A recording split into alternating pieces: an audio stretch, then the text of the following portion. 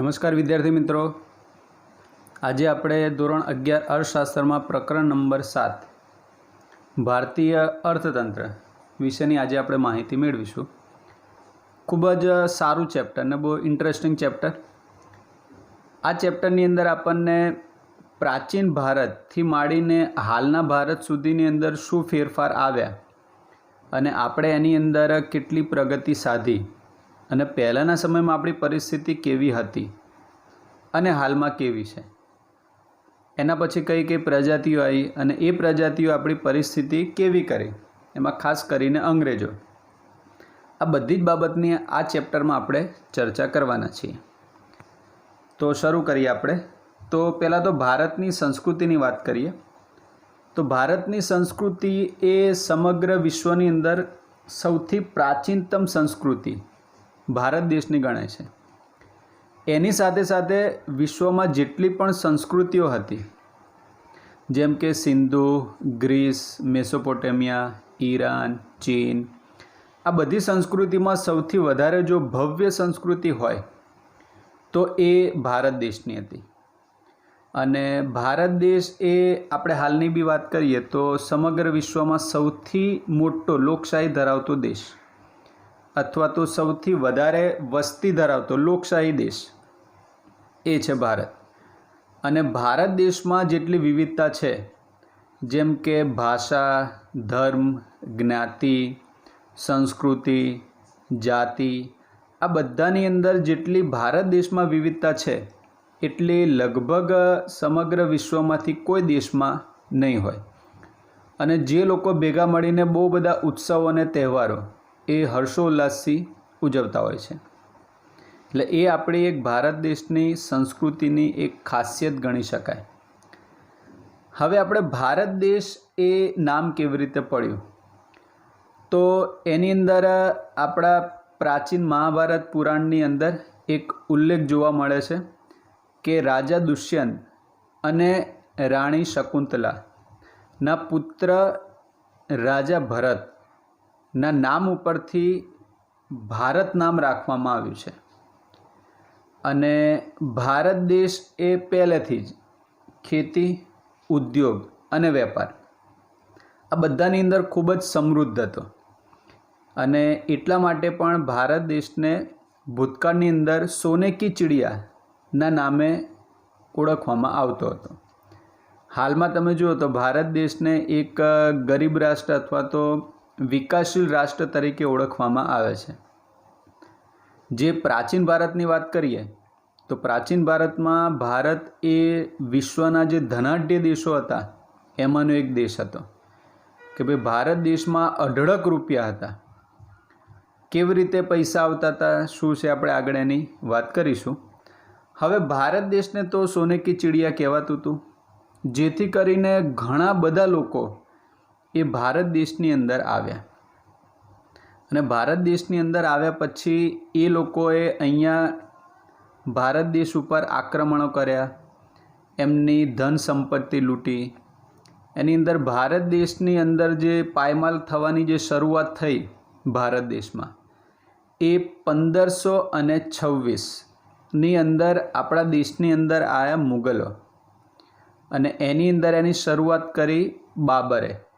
એ બાબર એ આપણા દેશની અંદર આવ્યો અને એના પછી એ લોકોમણે 1526થી 1858 સુધી એ લોકોમણે શાસન કર્યું. એટલે એવું કહેવાય કે 16મી સદીથી 19મી સદીના અંત સુધી. એની અંદર બાબરનું ભારત વિશે જે કહેવું હતું એની હું તમને વાત કરું થોડીક. તો એનું કહેવું હતું કે ભારત એ સુંદર દેશ નથી અને ભારત દેશના લોકો પણ એટલા બધા સુંદર નથી, એની પ્રકૃતિ પણ એટલી સારી નથી, એના લોકો રૂપાળા નથી, એવું એ ભાઈનું કહેવું હતું. મારું કહેવું એમ છે કે ભાઈ તને અહીંયા મેં કંઈ ઇન્વિટેશન આપીને તો બોલાવ્યો નહોતો, ક્યાં જરૂર હતી અહીંયા આવવાની, પણ તો બી ઓકે. એટલે એના પછી એ લોકોએ આટલું શાસન કર્યું. એના પછી ઘણી બધી વિદેશી પ્રજાતિઓ હતી કે જેની નજર એ આપણા દેશમાં હતી, એમાં બી ખાસ કરીને વેપાર માટે. એટલે એના પછી ભારત દેશની અંદર વિદેશથી ઘણી બધી પ્રજાતિઓ આવી, જેમ કે ફ્રેન્ચો છે, પોર્ટુગીઝ છે, ડચ, અંગ્રેજો, આવી ઘણી બધી વિદેશી પ્રજાતિ એ ભારત દેશની અંદર આવી. હવે એ બધી પ્રજાતિમાં સૌથી વધારે શાસન કર્યું અંગ્રેજોએ, લગભગ 200 વર્ષ, આમ 190 વર્ષ કહેવાય, એક્ઝેક્ટ ગણો તો અંગ્રેજોએ શરૂઆત કેવી રીતે કરી? તો 1757માં અંગ્રેજો અને ભારત દેશના જે રાજા સિરાજુદ્દૌલા, 9મા ધોરણની અંદર તમે ભણી ચૂક્યા, એમાં પ્લાસીનું યુદ્ધ થયું હતું પહેલું 1757માં. અહીંયાથી ભારત દેશની અંદર એમણે શાસન કરવાની શરૂઆત કરી. તો છેક ત્યાંથી માંડીને 1947 સુધી એમણે ભારત દેશની અંદર શાસન કર્યું. અને આ જે 1757થી 1947ના જે સમયગાળો છે એના 2 ભાગ પડે છે, જેની અંદર ભાગ પડે છે 1757થી 1858. આ જે સમયગાળો હતો ત્યારે શાસન કરતી હતી ઈસ્ટ ઇન્ડિયા કંપની, કે જેની સ્થાપના ઈસવીસન 1600માં થઈ હતી. હવે આણે જે આટલું શાસન કર્યું એમાં 1857માં આપણા દેશમાં ક્રાંતિ થઈ હતી, આપણે બધા જાણીએ છીએ. અને એના પછી અંગ્રેજોને એવું લાગ્યું કે ભાઈ હવે જો આ ઈસ્ટ ઇન્ડિયા કંપનીનું શાસન રહેશે હજી પણ તો તકલીફ વધારે રહેશે. એટલે એના પછી ઈસ્ટ ઇન્ડિયા કંપનીનું શાસન હટાવી દીધું અને એના પછી ડાયરેક્ટ લાયા તાજનું શાસન. એ સમયગાળો હતો 1858થી 1947 સુધીનો. તો આમાં ફેર કશો નથી પડ્યો. ઈસ્ટ ઇન્ડિયા કંપનીનું શાસન હતું કે તાજનું શાસન હતું, ભારત દેશનો તો એ સમય શોષણ જ સૌથી વધારે થતું હતું. જો એ લોકોએ યોગ્ય રીતે શાસન કર્યું હોત તો કદાચ આપણે લોકો આઝાદ થવા માટે આટલું બધું લડત નહીં. પણ એમણે ભારત દેશની કેટલા અંશે પથારી ફેરવી છે એ બી આ ચેપ્ટરની અંદર આવશે, ત્યારે આપણે બધા ડિટેલમાં જોઈશું. અને એના પછી છેલ્લે આપણે 15મી ઓગસ્ટ 1947ના રોજ આપણે 2 ભાગમાં આઝાદ થયા, ભારત અને પાકિસ્તાન. એ રીતે 2 અલગ ભાગ પડ્યા. એમાં એ લોકો 14મી ઓગસ્ટ 1947ના રોજ પોતાનો આઝાદી દિવસ ઉજવે છે, જ્યારે ભારતે 15મી ઓગસ્ટ 1947ના રોજ પોતાનો આઝાદી દિવસ ઉજવે છે. હવે આ રીતે આ મેં તમને થોડીક શોર્ટમાં માહિતી આપી દીધી કે આ રીતે ભારત દેશની અંદર વિદેશી પ્રજાતિ આવી અને ભારતની આવી પરિસ્થિતિ થઈ. પણ ભારત દેશ એ મુગલો પણ આવ્યા એની બી પહેલાં ભારત દેશ કેવો હતો આ તમને એની વાત કરીએ. અને એ ટૉપિક છે પ્રાચીન ભારત. હવે પ્રાચીન ભારત એટલે કેટલું જૂનું છે? તો પ્રાચીન ભારતની સંસ્કૃતિ એ લગભગ 5000 વર્ષ જેટલી જૂની છે, 5000 વર્ષ જેટલી. હવે એની અંદર પ્રાચીન ભારત એટલે હિન્દુસ્તાન, અને આપણે હિન્દુસ્તાનની 2 મુખ્ય સંસ્કૃતિ, એમાં સિંધુ ખીણની સંસ્કૃતિ અને આર્ય સંસ્કૃતિ. હવે આર્ય સંસ્કૃતિની થોડી વાત કરું તો આર્યો મૂળ ભારતના નહીં, આવું આપણે 10મા ધોરણમાં ભણી ચૂક્યા. ભારતના મૂળ કોણ? તો દ્રવિડો. જ્યારે દ્રવિડો એ પાષાણ યુગની સંસ્કૃતિના, એટલે જ્યારે પથ્થરોનો યુગ હતો કે જીવન જરૂરી બધી વસ્તુઓ પથ્થરમાંથી બનતી હતી, એ લોકો છેક ત્યાંના દ્રવિડ લોકો. પણ આ પ્રજાતિ કેવી હતી? એકદમ શાંત. અને એ સમયે એવું કહેવાય છે કે ભાઈ દ્રવિડ કુળની જે સંસ્કૃતિ હતી તેમાં યુદ્ધના કોઈ નામો નિશાન પણ મળ્યા નથી. એટલે આ પ્રજાતિ ખૂબ જ શાંતિથી જીવતી હતી. અને એના પછી આર્યો આવ્યા અને એના પછી થોડુંક તકલીફ પડવાની શરૂઆત થઈ, કારણ કે ત્યાં સુધી સ્ત્રી અને પુરુષ બંને સમાન જ હતા અને એ સમયે કોઈ જ્ઞાતિ પ્રથા પણ હતી નહીં. પણ એના પછી જ્યારે આર્યો આવ્યા તો આર્યોએ દ્રવિડોને ગુલામ બનાવીને રાખ્યા અને એ લોકો અમને નિમ્ન કક્ષાનું કામ કરવા સોંપ્યું. અને એના પછી આ રીતે જ્ઞાતિ પ્રથાની શરૂઆત થઈ. બહુ લાંબી વાત છે, ક્યારેક કોઈક એવો સમય મળશે તો તમને સ્પેશિયલ ભારતની જ્ઞાતિ પ્રથાની શરૂઆત કેવી રીતે થઈ અને કોણ મૂળ ભારતના છે એના વિશેની પણ ક્યારેક માહિતી આપીશ.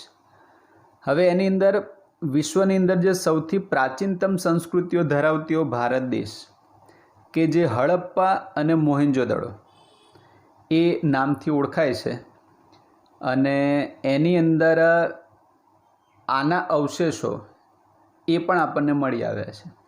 બરાબર, એટલે એના ઉપરથી આપણી સંસ્કૃતિ એ પ્રાચીનતમ સંસ્કૃતિઓમાંની એક છે એવું આપણે માની શકીએ. આ કંઈ આપણી સંસ્કૃતિ છે એટલે આપણે એને કંઈક વધારીને કહીએ છીએ એવું નથી. આ પહેલાંના સમયના અવશેષો મળી આવ્યા છે, એના ઉપરથી આ બધું સાબિત થાય છે. હવે પ્રાચીન ભારત એ આટલો બધો સમૃદ્ધ અને સમગ્ર વિશ્વની આંખો આંજી દે એવો કેમ હતો, હું તમને એની પણ વાત કરું. તો પ્રાચીન વિશ્વની અંદર ભારત દેશની ખાલી ખેતી ઉપર આધારિત નહોતું, પણ ભારત દેશ એ ખેતી, ઉદ્યોગો અને વેપાર આ બધી રીતે વાકેફ હતો. પ્રાચીન સમયથી જ ભારતની ખેતી એ વૈવિધ્યતાપૂર્ણ હતી અને એ સમય આધુનિક ખેતી કહેવાય. પહેલાંના સમયમાં તો કંઈ જંતુનાશકોને એ બધું તો નાખતા નહોતા, પણ છતાં બી પહેલાંના સમયની અંદર આપણે જે ઓર્ગેનિક ખેતી કરતા હતા, જંતુનાશક વગરની સજીવ ખેતી, એ ખૂબ જ સરસ હતી. અને ભારતના જે ખેડૂતો છે એ પ્રાચીન સમયની અંદર સાહસિક તો હતા, એની સાથે સાથે સમૃદ્ધ પણ હતા. અત્યારે હાલ જે ખેડૂતોની પરિસ્થિતિ છે કે બિચારામને આત્મહત્યા કરવી પડે છે, સરકારને આત્મહત્યા કરતા ખેડૂતોના આંકડા બંધ કરવા પડે છે, એટલા બધા લોકો આત્મહત્યા કરી રહ્યા છે. પહેલાંના સમયમાં ખેડૂતોની આટલી ખરાબ પરિસ્થિતિ ન હતી, કારણ કે તમે દરેક વસ્તુ વગર ચલાવી શકો. જે અનાજ છે, જે શાકભાજી છે, એના વગર ના ચલાવી શકો એવા લોકોને આત્મહત્યા કરવી પડે તો એ શાસન વ્યવસ્થાની ખામી ગણી શકાય. બીજું વાત કરીએ આપણે ઉદ્યોગોની, તો ભારત દેશના ઉદ્યોગો પણ ખૂબ જ ઉચ્ચ કોટીના હતા. ઉદ્યોગોના દૃષ્ટિકોણથી બી ઉતરતા ન હતા અને એટલા માટે ભારતના ઉદ્યોગોનો સમગ્ર વિશ્વની અંદર ડંકો વાગતો.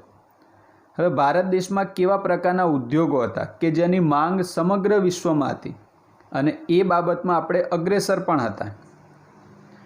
તો એની અંદર ભારતમાં એક કાપડ ઉદ્યોગ માટે આપણે બહુ જ પ્રખ્યાત ઘણા બધા પ્રકારના કાપડો, જેમ કે સુતરાઉ કાપડ. તો સુતરાઉ કાપડ માટે આપણે પહેલેથી બહુ જ પ્રખ્યાત અને આપણા સુતરાઉ કાપડની માંગ ખૂબ જ વધારે. સુતરાઉ કાપડ એટલે તમે લોકોએ પહેર્યું હશે સુતરાઉ કાપડ, તો કહી દઉં છું કે સુતરાઉ કાપડ એટલે શું, તો એ છે કોટન. બરાબર, પ્યોર કોટન. એના પછી શણ ઉદ્યોગ છે, કોલસાનો ઉદ્યોગ છે, ગળીનો ઉદ્યોગ છે, ચા અને કોફીનો ઉદ્યોગ છે અને રબરનો ઉદ્યોગ. આ બધાની અંદર ભારત દેશનું નામ ખૂબ જ અગ્રગણ્ય હતું, એટલે વિકસિત આપણે પહેલાંના સમયમાં કહેવાતા હતા. અને એની અંદર બી સુતરાઉ કાપડના ઉત્પાદન અને નિકાસ ક્ષેત્રમાં મેં તમને વાત કરી, એમાં આપણે અગ્રેસર હતા. આપણા સુતરાઉ કાપડની માંગ ખૂબ જ વધારે હતી. અને બીજી વાત કરીએ આપણે વેપારની, તો વેપારની અંદર બી આપણે ખૂબ જ આગળ પડતા હતા. હવે તમે વિચાર કરો કે ભારત દેશમાંથી જો યુરોપના દેશમાંથી ભારત દેશમાં આવવું હોય તો બહુ તકલીફ પડે એવું હતું. છતાં પણ લોકોએ તકલીફ વેઠીને પણ ભારત દેશ તરફ આવવાનો જળમાર્ગ એ લોકોને શોધવો જ પડ્યો, કારણ કે ભારત દેશની વસ્તુઓ વગર એ લોકોને ચાલે એવું હતું જ નહીં. અને એટલા માટે તમને ખબર છે કે વાસ્કો દ ગામાએ ભારત દેશમાં આવવાનો જળમાર્ગ શોધ્યો હતો. એ ખૂબ જ ઘણા બધા લોકોએ પ્રયાસ કર્યો, પણ એની અંદર એને સફળતા મળી હતી. એમાં બી ભારત દેશનો એક નાવિક હતો ઇબ્ન મજીદ, એણે એને મદદ કરી એટલા માટે ભારત દેશ સુધી પહોંચી પણ શક્યો, નહીંતર ભારત દેશ સુધી પહોંચી શકતો નહીં. હવે સમગ્ર વિશ્વમાં ભારત દેશે કઈ વસ્તુનું વેચાણ કરતું, એમાં ખાસ કરીને મરી મસાલા. કદાચ અત્યારે આપણે વાત કરીએ કે મરી તમને સામાન્ય લાગતું હશે, પણ એ સામાન્ય નથી. પહેલાંના સમયની વાત કરું સમગ્ર વિશ્વમાં મરી ફક્ત 2 જ દેશો નિકાસ કરતા, એમાં એક હતો ભારત અને બીજો હતો ચીન. થોડા ઘણા મરી માટે પહેલાં લોકોની હત્યા પણ થઈ જાય, કારણ કે તે સમયે મરીની કિંમત એ સોના કરતાં પણ અનેક ગણી વધારે હતી. અને ભારત દેશના જે મસાલા છે એવા મસાલા તો વિશ્વમાં કોઈ જગ્યાએ પેદા નહોતા થતા, એટલે એટલા માટે આ ભારત દેશ આવવાનું જળમાર્ગ શોધવાની જરૂર પડી. એના પછી એક આ મરી મસાલા, તજ, તેજાના, સુતરાઉ કાપડની મેં તમને વાત કરી, મલમલનું કાપડ. આજે રેશમી કાપડની માંગ બી બહુ વધારે, કે ઢાકાની મલમલ એ બહુ પ્રખ્યાત, કે આખો તાકો એ એક વીંટીમાંથી પસાર થઈ જાય એટલું મુલાયમ એનું વર્ક હતું, અને એને તમે વાળો તો માચિસની પેટીમાં સમાઈ જાય. આમ વિચાર કરીએ તો આપણને પ્રેક્ટિકલી પોસિબલ જ ના લાગે, પણ એટલા માટે થઈને પણ પહેલાંના સમયમાં મલમલની માંગ ખૂબ જ વધારે હતી. અને બીજું હતું આ ગરમ કાપડ, આ પણ આપણે વેચાણ કરતા અને અઢળક પૈસા આપણા દેશમાં આવતા.